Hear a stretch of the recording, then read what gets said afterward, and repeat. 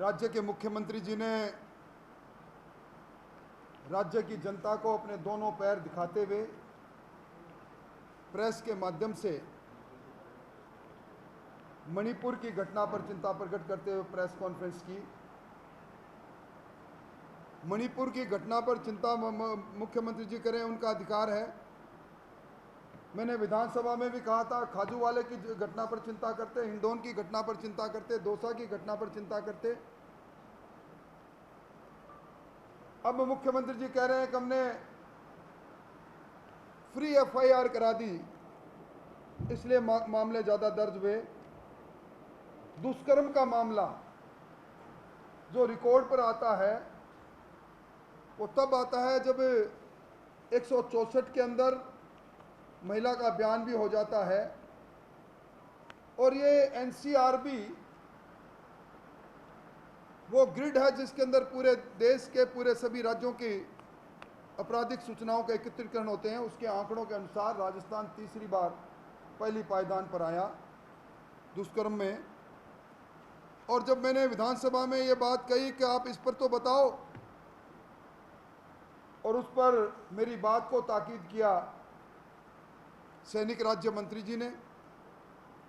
और ये सैनिक राज्य मंत्री वही मंत्री है जिनके पुत्र के जन्मदिवस पर उदयपुर वाटी में मुख्यमंत्री जी ने कहा था कि गुड्डा जी आप नहीं होते तो मेरी सरकार नहीं होती।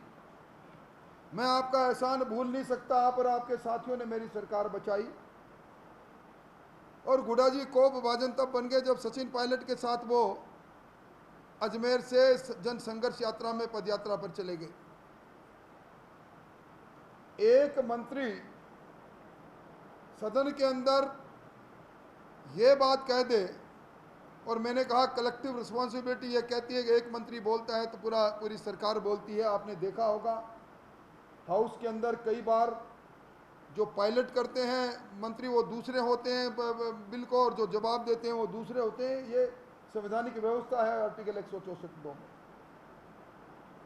दूसरी बात, अपराध और अपराधी यहाँ जितने बेखौफ है उसके बारे में अब कोई बहस का मुद्दा नहीं रहा। मुख्यमंत्री जी ने दूसरी बात अपनी जो सबसे मिनिमम इनकम गारंटी योजना का जो एक्ट लेकर आए उसको बड़ी उपलब्धि बताए। इस एक्ट के अंदर इसकी मूल आधार में नरेगा की योजना है, जिसके लिए केंद्र सरकार ने इस बार बजट में 61,000 करोड़ की व्यवस्था की थी। 100 दिन पूरे करने वाले जो पात्र लोग हैं जिन्होंने 100 दिन पूरे कर दिए, हमारे यहाँ 88 लाख एक्टिव जॉब कार्ड है नरेगा में, जिनमें से 53 लाख लोगों ने जो पूरे किए, सर्वाधिक 57 दिन पूरे किए, और 100 दिन पूरे किए उनकी संख्या है 1,42,000। 1,42,000 को 25 दिन का रोजगार देके कह रहे हैं कि मैंने बहुत बड़ा कानून बना दिया। दूसरा कानून इन्होंने इंदिरा गांधी शहरी गारंटी योजना में भी 125 दिन का रोजगार गरीबों को दे रहे हैं। 90 दिन तक इनका महंगाई राहत कैंप में जो रजिस्ट्रेशन हुआ है वो है 4,39,000। गरीबी की रेखा आज 21% है राजस्थान में, और गरीबी की रेखा के नीचे अगर हमें इसको देखें तो 1 करोड़ और 70 लाख के लगभग ऐसे लोग हैं जिनको काम की ज़रूरत है शहरों और गाँव में। और ये जोड़ के दोनों ग्रामीण और शहरों में 4-5 लाख से ज़्यादा आदमी होते नहीं हैं। किस प्रकार का रोजगार दे रहे हैं। दूसरी बात जो इन्होंने कहा कि हम स्मार्टफोन बांटेंगे, ये स्मार्टफोन बांटने की बात इन्होंने 2022-23 में राजस्थान की विधानसभा में कही थी। उस वक्त देखा जाता तो 1 अप्रैल 2022 को स्मार्टफोन हमारी बहनों के हाथ में होने चाहिए थे। उस वक्त भी हमने सवाल खड़ा किया था कि आपने 2,500 करोड़ का इसमें प्रावधान किया है। एक स्मार्टफोन अगर आप 15,000 10,000 का भी मानो तो भी 19-20,000 करोड़ की आवश्यकता है बहनों को स्मार्टफोन बांटने में। अब 1 साल बाद चुनाव में अगस्त के महीने में स्मार्टफोन बांटने की बात करें, उस स्मार्टफोन में 12 जगह पर मुख्यमंत्री जी की फ़ोटो है, क्योंकि इंटरनेट से वो लिंक्ड होगा। उसमें जो डेटा फीड होगा, इन्हीं मुख्यमंत्री जी ने, कल मैंने विधानसभा में भी कहा था अपने भाषण में, भामाशाह कार्ड, जिस कार्ड पर मुश्किल से 120 करोड़ रुपए खर्च हुए, तो उस पर चिंता व्यक्त करते हुए कहा था कि तत्कालीन मुख्यमंत्री जी की फोटो क्यों है। लैपटॉप बांटे, उसमें भी तत्कालीन मुख्यमंत्री जी की फोटो क्यों है। सरकार के धन का दुरुपयोग है और खुद इस तरह का कृत्य कर रहे हैं। बिना बजट के ये कर्जे में ढकेलने का काम है। राजस्थान की अर्थव्यवस्था आपातकाल में पहले चली गई, इनसे कुछ होने वाला नहीं है। और एक इन्होंने कहा कि हमने 25 लाख तक के हेल्थ कवरेज दे दिया। मैंने विधानसभा में वो सारे डेटा रखे थे, मैं आपके सामने भी रख रहा हूँ। ये मेरे पास है 2023-24 में, जब मैं आपसे बात कर रहा हूँ तो 22 लोगों को, अब तक सिर्फ 22 लोगों को 20 लाख तक का हेल्थ कवरेज मिला है। 5 से 10 लाख भी 170 है मात्र 8 करोड़ की जनता में। और ये 3 लाख से 5 लाख ये 397 है, और 1 लाख से 3,13,747 है। बाकी सब 8,59,077 है 50,000 तक के, और 36,518 है 1 लाख तक की। इसके अंदर भी जो इसकी इंश्योरेंस के लिए जो प्रीमियम है, उसमें राजस्थान और भारत सरकार दोनों का सहयोग है। 60% पैसा भारत सरकार देती है प्रीमियम में, 40% राजस्थान सरकार। पर राजस्थान सरकार की, भारत सरकार की कैप है 1250 रुपये की अधिकतम। वो 1250 रुपये भी उसमें सम्मिलित करते हुए 720 रुपये आज प्रीमियम के अंदर भारत सरकार के हैं। ये जो गैस सिलेंडर की बात कर रहे हैं, गैस सिलेंडर के अंदर भी 76 लाख लोग हैं जिनको ये गैस का कनेक्शन मिला हुआ है। और 76 लाख में इन्होंने अब तक जिनको गैस का सिलेंडर दिया है, और इन्होंने जो पैसे दिए हैं, वो पैसे दिए हैं इन्होंने अब तक 13,90,000 को 59 करोड़ रुपए। तो 76 लाख लोगों को जब 500 रुपये के रिबेट देना था, इसमें भी 200 रुपये भारत सरकार के हैं, जो मैं विधानसभा में बोल चुका हूँ। और इन्होंने सिर्फ एक काम किया है जो कालांतर में पहले भी होता रहा। पहले 750 रुपया मिनिमम पेंशन थी, अब उसको 1,000 किया इन्होंने। और 1,000 करने में भी जो सबसे बड़ा काम इन्होंने किया है, सब लोगों को अधिकार है समानता का, आर्टिकल 21 में 93,40,000 पेंशनधारी है। इसमें से 42 लाख पेंशनधारियों ने मुख्यमंत्री जी का स्मार्ट कार्ड लिया, जिनके खाते में बढ़ी हुई पेंशन आई। बाकी जो इसके अंदर 53 लाख और है, 42 लाख 51 लाख और है जो जिन्होंने दूरी बनाई, इस कैंप में नहीं गए, उनको पेंशन नहीं मिलेगी। यानी मुख्यमंत्री जी का स्मार्ट कार्ड ही सब कुछ है। और मैं समझता हूं कि राजेंद्र गुडा की बर्खास्ती, ये एक सच्चाई उनको ठीक नहीं लगी।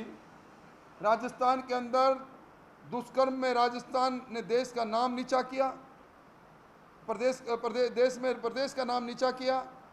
और संसदीय कार्य मंत्री ने मर्दों का प्रदेश बताते हुए बलात्कार की संख्या बढ़ रही, उसको जस्टिफाइड करने की कोशिश की। मुख्यमंत्री जी ने जिनके बैसाखियों से बहुजन समाज पार्टी को 2 बार लील कर गए, जब उनको इस्तेमाल करने का वक्त था इस्तेमाल किया। अब गुडा जी ने लाल डायरी की बात कही है, हमें विधानसभा में उनसे मांग करने वाले हैं कि वो लाल डायरी जो कह रहे हैं कि लाल डायरी मेरे पास है, जो मैंने ईडी का छापा जब पढ़ा था वो लेके मेरे पास मैं आया, तो मैं चाहूँगा वो उनसे भी मांग करता हूँ कि लाल डायरी का रहस्य खोले, लाल डायरी में क्या क्या कैद है वो ज़रूर राजस्थान के आवाम को बताए। मोटे तौर पर मोटी मोटी बातें मुख्यमंत्री जी की प्रेस कॉन्फ्रेंस पर रिएक्शन के तौर पर जो बातें मुझे कहनी थी, और मणिपुर की चिंता करते हैं, मुख्यमंत्री जी को इस बात की चिंता करनी चाहिए कि गोपाल केसावत जिसको नामजद किया था, किसने किया था पिछली बार, कौन है वो किरदार? ये बाबूलाल कटारा जो आरपीएससी में थे, किसने इनको नामजद किया? ये एफआईआर के अंदर मंजू शर्मा का नाम है, ये आरपीएससी में किसने मेंबर बनाया? दूसरी संगीता आर्य को किसने मेंबर बनाया? हमारी मांग पर हम अभी भी कायम हैं, आरपीएससी को भंग करना चाहिए। हम शासन में आएंगे तो आरपीसी में इनके कार्यकाल में जितनी भी भर्ती होगी उनकी सबकी जांच करवाएंगे और दूध का दूध पानी का पानी करेंगे। इन्होंने कल एंटी चीटिंग बिल में प्रावधान बढ़ाया है उम्र कैद का, और एंटी चीटिंग बिल लागू करने के बाद में 7 पेपर आउट हुए, उन पर कोई कार्रवाई इन्होंने की नहीं, संपत्ति जब्त की नहीं। इसलिए ये हाथी के दांत दिखाने के कुछ है, खाने के कुछ है। ये सरकार अब इसकी विदाई तय है और अब हम नहीं सहेगा राजस्थान के अंदर 1 अगस्त को बड़ी संख्या में इस जयपुर में आकर इस सरकार को घेरने का काम करेंगे। हमारा नहीं सहेगा राजस्थान का कैंपेन चल निकला है और अभी 27 तारीख को सीकर के अंदर देश के प्रधानमंत्री जी पूरे देश के किसानों के लिए प्रधानमंत्री किसान सम्मान योजना की किस्त जारी करेंगे। ये राजस्थान को उन्होंने सम्मान दिया है। सीकर शेखावाटी का हृदय स्थल है, किसानों की धरती है वो, और हम 27 तारीख को वो हमारा कार्यक्रम होगा और 1 तारीख को सरकार को घेरने का कार्यक्रम होगा। बहुत बहुत धन्यवाद।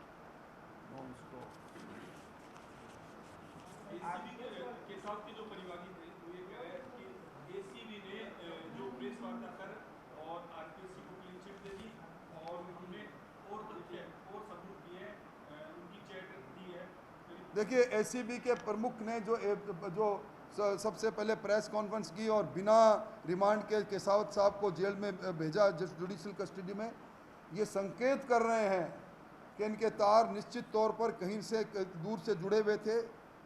केसावत का पुलिस के रिकॉर्ड में जो चैटिंग मेरे पास भी है वो, क्योंकि इसमें प्रवादी का वकील मेरे इलाके का है, और उसके अंदर वो कहता है कि 25 लाख रुपए दे दो और अभी चलो आपको मंजू शर्मा के साथ चाय पिलाता हूँ।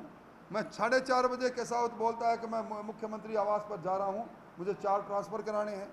उसी चैटिंग में बोलता है कि मैंने पिछले आरएस के परीक्षा में 5 आरएस बना दिए थे। तो और उसी चैटिंग में बोलता है, जब प्रवादी कहता है कि मेरी बहन को पास करा दो, थोड़ी देर में टेलीफोन करके कहता है मैंने चेक कर लिया, तुम्हारी बहन पास ही नहीं हुई। और हम की सीट को देखकर कहता है कि तुम्हारे 60% सवाल ठीक थे और तुम्हारे 40% सवाल गलत है। ये सारी बात संकेत कर रहे हैं कि इसे तो कुएं में भांग पड़ गई।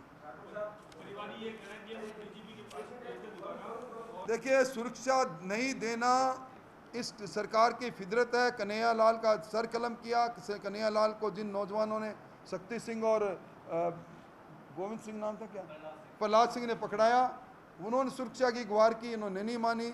और अब इस मामले के अंदर जो प्रवादी है वो मारा फिर रहा है, उसकी कोई सुनवाई नहीं हो रही, और निश्चित तौर पर जब उसको खतरा महसूस हो रहा था उसको सुरक्षा सरकार को देनी चाहिए।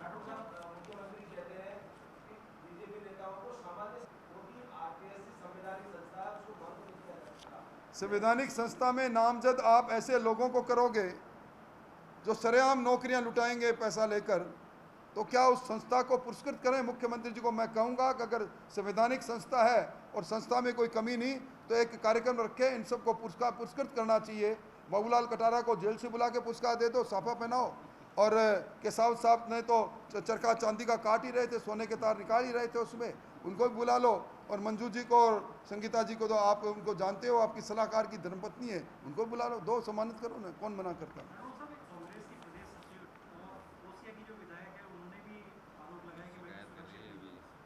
देखिए, ओसिया की विधायक ये कहे कि मैं सुरक्षित नहीं हूँ, सरकार के माथे पर ये भी एक कलंक है। ये सिद्ध कर रहा है कि महिला अगर विधायक सुरक्षित नहीं है, वो अपने आप को असुरक्षित महसूस करती है, तो राजस्थान की महिलाओं की क्या हालत होगी ये साफ देखी जा सकती है। चलो।